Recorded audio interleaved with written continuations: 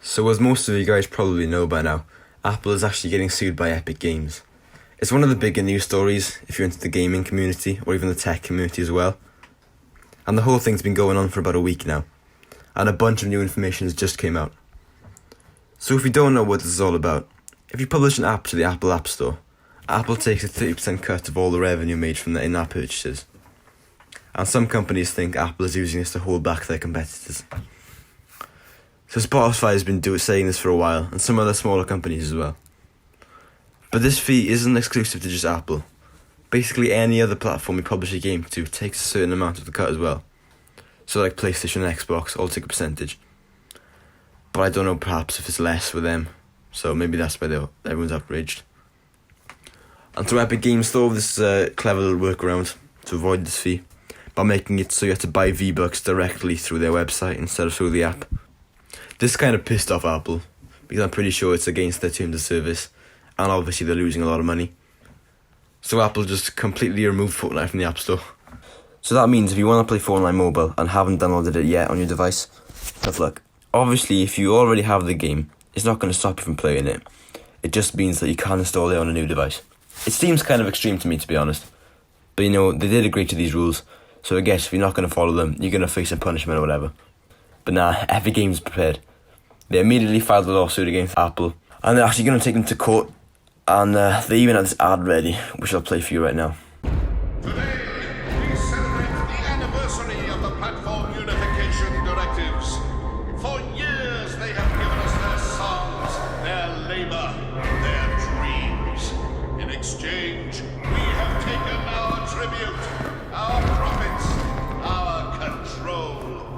This power is ours and ours alone. We shall prevail.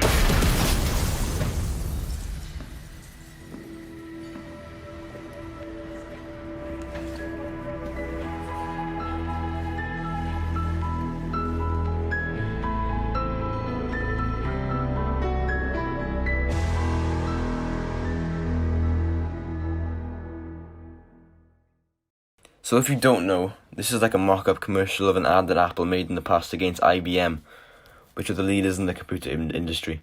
I find it quite funny that they went for that reference, considering most Fortnite players are like 6.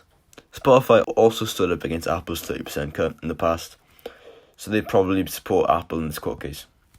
But realistically, I don't see them winning over Apple because platforms like PlayStation and Xbox also take a percentage. So it's not just Apple. So this is all old news basically. Apple has brought up some new evidence against Epic Games. So apparently the CEO of Epic actually reached out to Apple, asking if they could cut a deal. They wanted to lower that 30% to something smaller. And when Apple refused, Epic Games quote-unquote declared war against Apple. So at 2 AM, local time, Epic Games started this war, hitting them when Apple couldn't retaliate, which is quite a good move on their behalf, making it so Apple couldn't actually do anything until the next morning, giving them an extra few hours. But as I talked about earlier, Apple refused to lower this 3% fee for Epic. But the thing is, some companies do actually have special deals, probably like 20% instead. So I don't know why in particular they wouldn't lower it for Fortnite, but there must be some sort of reason behind it. So Epic Games is trying to portray themselves as the underdogs here, trying to lower the Apple tax to help smaller companies. But obviously that's not the real reason they're doing it. All Epic wants is to make more money for themselves, and the only way to do that is to lower it for everyone else as well. But at the end of the day, they're doing it to benefit themselves. So this is where it gets interesting.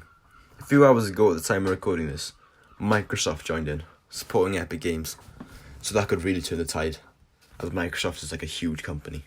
But Epic Games also owns Unreal Engine, which is like a really popular game engine, which a lot of big games are made on.